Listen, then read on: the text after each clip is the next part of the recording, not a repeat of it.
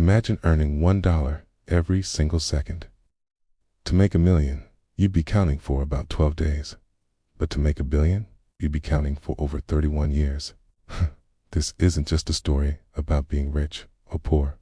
It's a journey through 5 distinct worlds of wealth, where, at each level, your entire perspective on life and money transforms.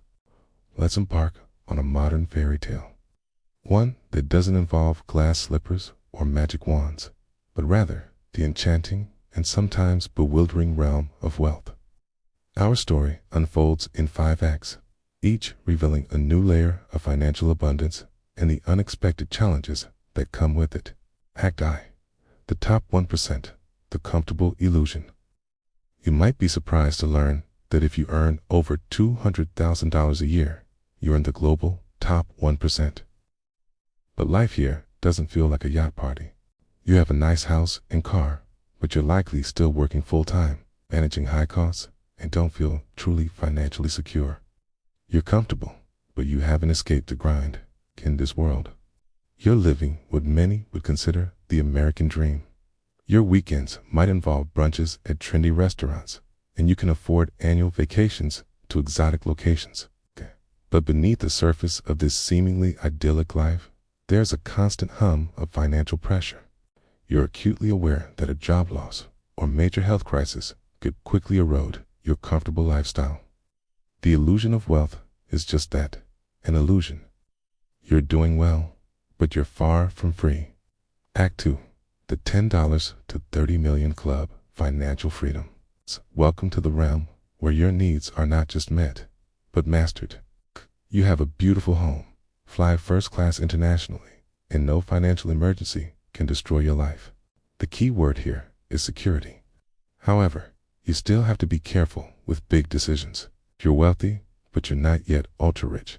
In this act, you've reached a level of financial independence that allows you to breathe easier. Your investments generate enough passive income to cover your lifestyle, freeing you from the daily grind. You can indulge in luxuries like designer clothes and fine dining without guilt. But there is a catch-y. Now, in a world where $10 million feels like the new middle class, you're constantly rubbing shoulders with people who have even more, making you acutely aware of the levels still above you. It's Act 3, the $30 to $100 million league, the gatekeepers. Now, you're playing in the big leagues. You run a large company, own multiple residences worldwide, and stay in $20,000 a night hotels without blinking. You fly private, have personal assistants, and your social circle includes senators and community leaders.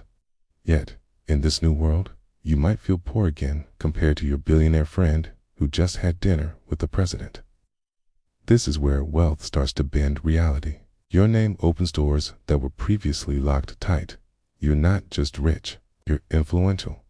But with this new power comes a strange paradox. While you can afford almost anything, you find yourself increasingly surrounded by people who can afford even more. The yacht you thought was impressive suddenly looks small next to your neighbor's super yacht. It's a world of constant comparison, where the goalposts for success keep moving further away. Act 4, the $100 million, $1 billion stratosphere, the dream weavers. At this altitude, you can bend reality to your will. Want to play tennis with a pro? A donation to their charity makes it happen. Want a private concert from your favorite band? Done. You collect not just things, but experiences and access. Your world is filled with private islands, yachts, and gold-plated everything, not because you need it, but because you can have the rarest, most exclusive versions of anything. In this rarefied air, money becomes almost abstract. You're not just buying products or services. You're crafting bespoke realities. Your children's birthday parties feature real-life mermaids in Olympic-sized pools. Your art collection includes pieces that museums beg to borrow. But here's the twist. The thrill of acquisition starts to fade. When you can have anything, the value of everything diminishes. You find yourself chasing ever more unique experiences, not for enjoyment, but to feel something, anything. Act 5. The billionaire's realm, the architects. Here, you move beyond buying things to buying influence, impact, and time. K. You have instant access to almost anyone on the planet, from celebrities to heads of state.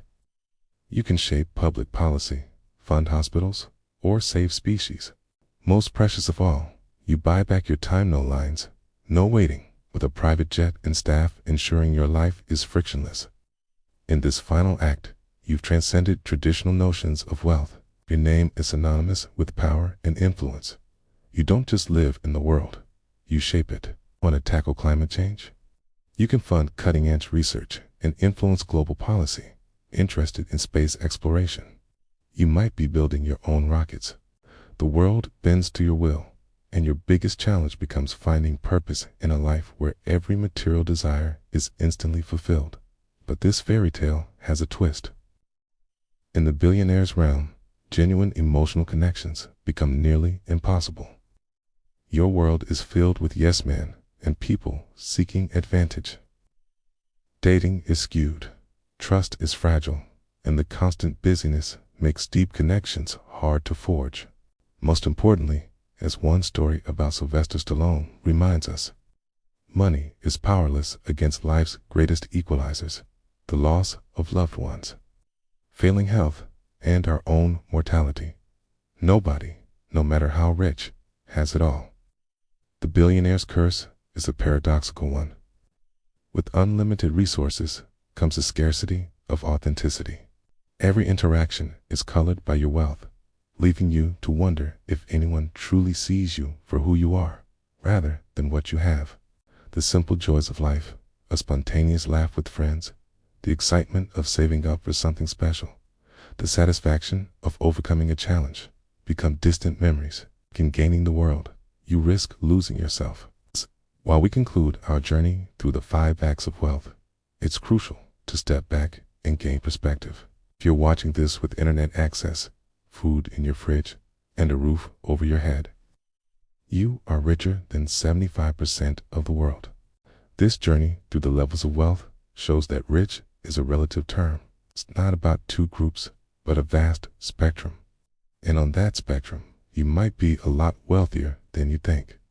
Our modern fairy tale of wealth reveals that true richness is unfound in bank accounts or private jets.